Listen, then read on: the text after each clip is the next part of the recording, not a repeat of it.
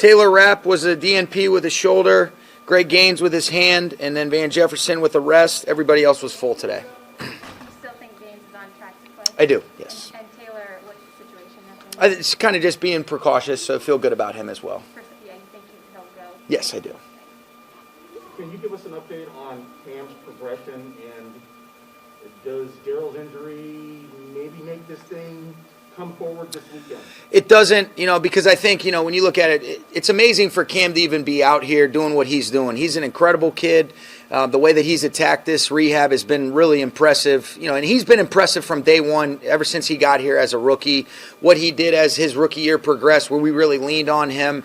Then to have the injury and how quickly he's come back, and you just see him out here moving around. I mean, he's an incredible athlete, but that has nothing. Daryl's injury has nothing to do with the progression as far as Cam goes. This is a significant injury that he's coming back from. Want to make sure we're checking all the boxes. He's felt good. He's looked good. Whether that means he goes this week or not, we've still got some time to make that determination. Sean, in your career, have you seen as much change in terms of practice, rescheduling, COVID? No chance. And so do you feel like, are you concerned, I should say? Do I feel like? Yes. Yeah. No, if anything, Kirk, what I would say is the way that these guys have handled it just gives you that much more conviction, belief in their ability to handle the ebbs and flows and what's been an extremely uncertain last few weeks for us. And they've just been able to handle this great. I think it's a real reflection on the leadership from our players, the maturity of our guys. We're here today, because we've got weather and the fields are flooded at our practice facility. But, them being able to handle the Zoom meetings, the guys that have come in and out of the lineup, I think that's really built a resilience and armor for our football team. I love the way that we navigated through a really tough month in November, and we stayed inside out, never really saw any sort of flinch from our guys, from our coaches. And then the month of December was definitely challenging, but very rewarding in the same sense. And so want to make sure that we keep this momentum going in the month of January. You got a great football team, really tough. I've always had tremendous respect for this organization, Coach Harbaugh, the way that these guys compete in all three phases. We know we got to be our best to come away and get our 12th win. Sean, we hadn't spoken to you since the news, but I wondered if you had a few thoughts on the passing of John. Yeah, Coach Madden, what an incredible influence he had on the game. I was really too to know how great he was as a coach, but you hear the stories. I even read an article the other day about just, when an opposing player got injured, the care that he demonstrated for that guy, going and visiting him at the hospital. I think he hurt his neck, and he went and visited him and offered his family, their car and his car and things like that. But what a great man. You talk about somebody that really cared about his players, helped bring out the best in everybody. I think that's the ultimate sign of a great coach. And then you could feel when he was an announcer, he and Pat Summerall, just the energy, the enthusiasm, the love that he had for this game. You talk about one of the all-time great ambassadors for this game. John Madden checks all those boxes. I never got a chance to meet him, but my grandfather just speaks so glowingly of him. And whether it's a coach, a broadcaster, what he was doing, after that, just a tremendous man, and really, just thoughts and prayers for his family. But what a great legacy he's left. Talking about Cam Akers, with whom he feels some kinship, and he was saying he's still working to get back. Is it your feeling that he's still working to get there? You mean 5 months post Achilles surgery? Well, yeah, but you have been talking about him maybe playing this week. Yeah, I think, here's the hard thing, Kevin, at this point in the year, to truly simulate game-like atmospheres and environments in these settings is very difficult. We're not tackling, we've really exhausted all the opportunities we have to even wear pads, and so there's some challenges. You can see the movement, all those things are natural. The thing that's so challenging about football when you're coming off an injury like that is so much of what the running back position entails is unscripted movements, reactionary things, playing underneath yourself. And so I think in those instances, he's getting himself comfortable, Some of the scripted movements, he looks incredible, but it's like anything else. For him to even be out here, I think is such a testament to him, to our medical group, and whether or not that means he goes this week, in a couple weeks, but, he belongs. He's a special player, and we do want to be smart with it. But I think like anything else, just getting comfortable. Anytime that you have an absence from practicing in general, let alone the type of injury that he's coming back from, I think that's a fair statement from Jalen. Sean, this week kind of opens that period that you know all too well at this point where phone calls can be made to your assistant coaches. Yeah.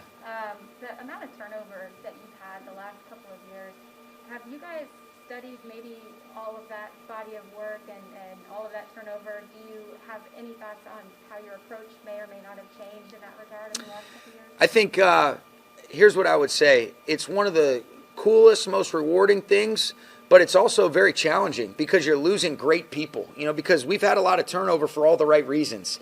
These guys have earned the opportunity to continue to progress. I think the one thing that I've really learned is how fortunate and blessed I was early on in my career to have people that were willing to give me opportunities to even be in this role talking to you guys. And so that's one of the coolest things, is to be able to work with people that have been instrumental in me learning from them and us being able to share in some of the success that our players are having, and then that means people get opportunities to grow. But you have to replace those people, and that hasn't always been the easiest thing. But we've had a lot of great people come through here. Nothing makes me happier than to see that, but that doesn't mean that I'm excited about losing great coaches. So I look at it as it's positive problems, but I've gotten a chance to get exposure to a lot of really special coaches, and I wouldn't be surprised if we lose some great ones this year. I'll be happy, but I'll be disappointed, that I don't get to work with those guys anymore. But it'll be an opportunity for other people to, to get a chance to connect with them, and if that happens, then it's a good thing. It's bittersweet. Couple more, guys. Sean, the Ravens have lost 4 straight games, and you guys are playing in their stadium. How dangerous does that make the Ravens? No, they're very dangerous, and whether or not they've come off of a losing streak or a winning streak, they're always ready to go. And they've had some guys that haven't been available. Like I said, Coach Harbaugh always does a great job having them ready to go. They're well coached in all 3 phases. They're very disciplined. They're very tough. And that they're kind of fighting for their playoff lives right now. And so it's going to be a phenomenal challenge for us. We've got to be at our best in order to come away with, the result that we're seeking. But I got so much respect for these guys, and kind of like Jalen alluded to, the last time we saw them, it was a very humbling night for us. Coach, whether you face Huntley or Lamar, they both have the ability to go off script. They do. And make a big play with their feet. That first game against the Cardinals here, Kyler Murray gave you problems, but then you got him in check. And in the Seattle games, you did a great job. Sorry, the name is Russell Wilson. Did a great job against Russell Wilson. What's been the adjustment, or has there not been an adjustment? It's just been more discipline. Yeah, I think it's following through in the keys, being able to kind of level off our rushes, keep the integrity of what we're hunting up, depending upon what Raheem calls defensively. But, whether it's Lamar or Huntley, like you mentioned, these guys have tremendous ability to create off schedule. I think Coach Roman does a great job with the run design. Really, they put a lot of pressure on you schematically. And even different than Kyler and Russell, there's quarterback design runs that really stress you because you're in a lot of instances, sometimes a man short. But it's going to be a great challenge. We got to do a great job on those early downs, and whether it's Lamar or Huntley, they both pose great challenges for us. We'll wrap up with Garrett. Would the ideal situation, if he's ready for camp, to come back for the playoffs? I mean, all things being equal, would that be the ideal situation for you guys? I would say this. I think realistically, the target's always been potentially the Niners game, and then if now that we've gotten into the playoffs, and so we're really just taking it a day at a time. Not ready to officially rule him out for this week yet either, but that was kind of always the timeline that we've had in place. He has definitely exceeded our expectations to even be available at this point, and so. But I would say the Niners game or the playoffs is kind of what we've always kind of pinpointed as the potential spots. But the way that he practiced last week made this week a possibility as well.